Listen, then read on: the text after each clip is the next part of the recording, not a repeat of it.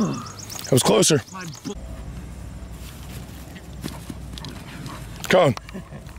Hey, come here.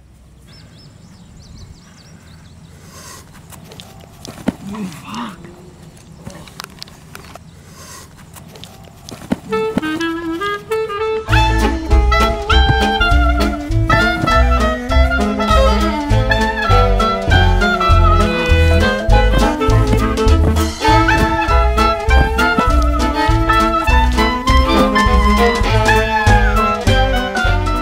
What is going on, guys? It is Uncle Nick here, and this video was supposed to be completely different than what I'm showing you right now. I failed.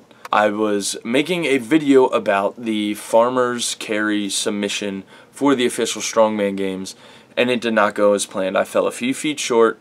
Whatever the circumstances may have been, I failed, and I got nothing to show for it but some messing up and a messed up hand. Anyways, it gave me an opportunity to come to you with a little bit on the topic of failing, because it will always be there, it will always be lingering, and it's going to happen. It's just a matter of time and circumstances. You might be failing because of mistakes, not working hard enough, and or being outworked by other people, or it could be something that is completely out of your control, and that is something you kind of have to roll on the punches with and bounce back from. There are two types of failure, especially in what we do. This is my personal opinion. I'm not saying that as a fact. There's coming just short of succeeding or passing, and there's by a mile. Like, you didn't even come close. Like in the instance of the Farmers, I kept coming a few feet short, 5, 6, 7 feet.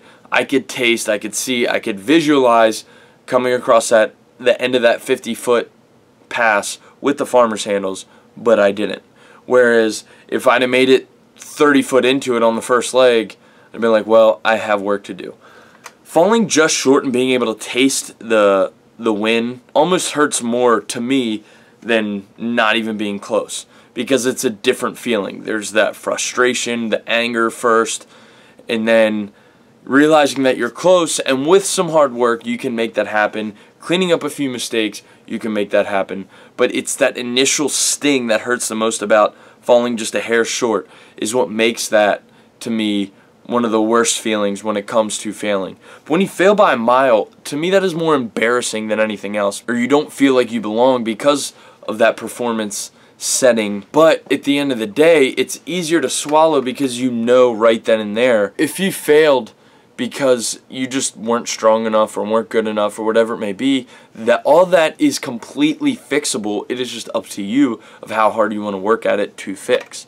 It is not minute details, it's an overall aspect of it. Everything needs to improve, everything needs to get stronger, and strength can be fixed, it can be gained. It just takes work and patience. That's it. You need that work ethic to overcome the failure that comes along with the succeeding. It is an everyday practice. There are failures and wins in every day, whatever, and no matter how small they are or how big they are, they're there, they're present. It's just whether you notice them or not. Sometimes it might just come down to being downright stubborn. I can tell you right now that there were PRs in my past that wouldn't have happened if I just wasn't hard-headed as I am. I grinded through it, made an ugly rep out of it, and took the win. But there are other days where I can't break a certain weight off the floor, and no matter how hard-headed I am, it doesn't matter. Gravity's gonna win every time when that's the case. In those instances, I go back to the drawing board and completely change my game plan and figure out a new strategy to attack, get stronger, come back, bigger, faster, stronger, whatever it may be, whatever needs to improve, bring the whole package. Now, like last year at the Arnold's, failure was there. From the outside looking in, I failed because I finished 15th out of 30-some competitors. Outside looking in, yeah, I failed. As a 200-pounder, I probably did not belong in the 231 class, how most people would see it. But there were wins within that. I tied for 4th and 5th on 3 out of the 4th events.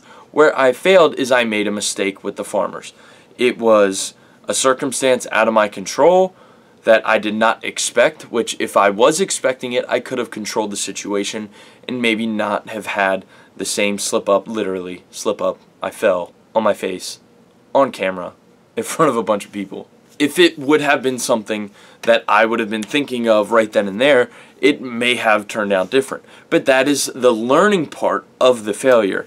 Now I know that I will not let negligence in cleaning, upkeeping equipment, loading plates, that will no longer affect my performance. Someone else's actions, or lack thereof, in this case, is now something I equate into my performance and my game plan. I don't want my performance to be affected by someone else's actions. I want my performance to be affected by my actions. So that instance itself led to East Coast. Before every event, I was checking the implements, I was checking how they loaded the weight, making sure everything was loaded evenly. When I did my farmers, I made sure the lane was clear, there was no chalk or debris for me to slip on, and that led to that next performance being much better because I was mentally prepared for those little things that I never actually thought to do before.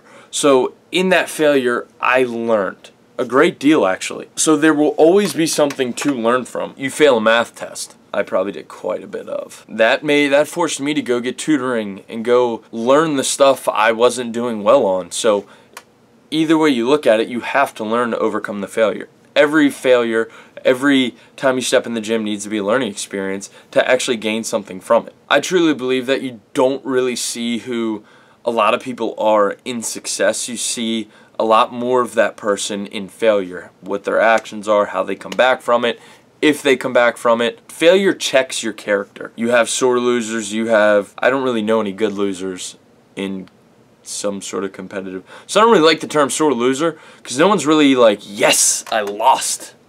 So I don't really understand the whole term sore loser because no one's genuinely happy about losing anything. I'm not happy about losing my keys to my truck, which I do all the time. But losing anything is not a good experience. So I think a sore loser isn't really a fair or an accurate term, because if you're a competitor, which everyone I compete against is, that I've ever met, that's why they're competing, is you're not happy when you lose.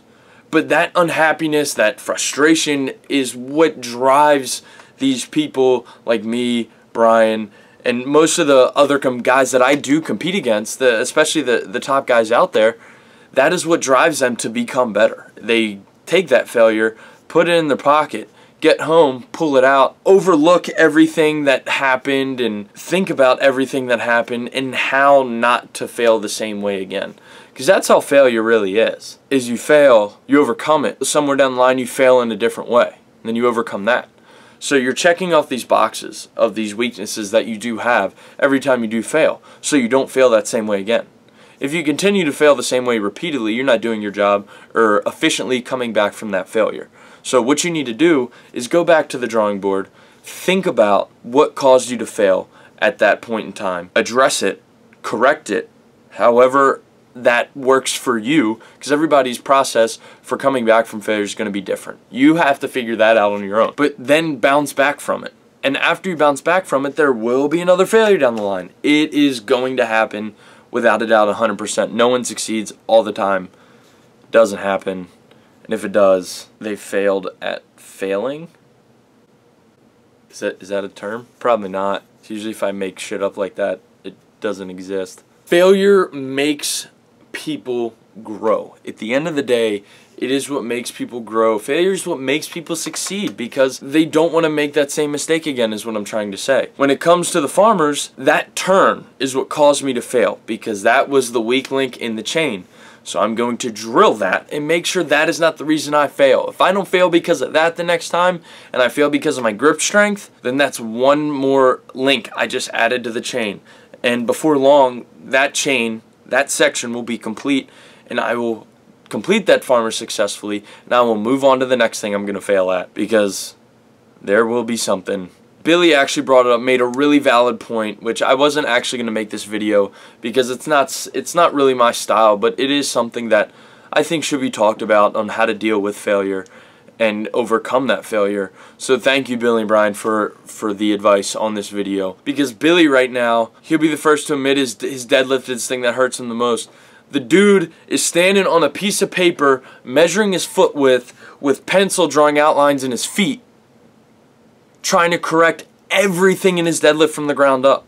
He's tired of failing, he's correcting it. And Billy, I admire you for that. I think it's awesome you're taking the approach that you are on your deadlift. More power to you, brother. Keep checking off those boxes. Keep adding links to the chain. Keep chugging. No matter how many times you get hit, stand back up. Take it on the chin. Move on. If you're going to fail, go down swinging. If you're failing, fail at 100%. Bouncing off the rev limiter. Everything you got. Don't fail because you did not try hard enough. That's the type of failure it's hard to live with, is because you know you had more in the tank and you didn't give it. If you're going out, go out all in. At least when you fail, you lay your head down tonight and be like, it was all I had. I had nothing left to give. I failed. Go back to the drawing board, come back stronger, give it all you got, and take that win, because you earned it. It's eat, sleep, repeat kind of thing. I really hope you enjoyed this type of video. It is not something I typically do, but it is something I felt I should talk about with you guys, because when something like that happens and I can learn from it, I want to pass it on so you guys can learn from it as well. So that is all I got for you guys, and until later in the week, you know what the deal is. Get out there, get after it, and embrace the suck.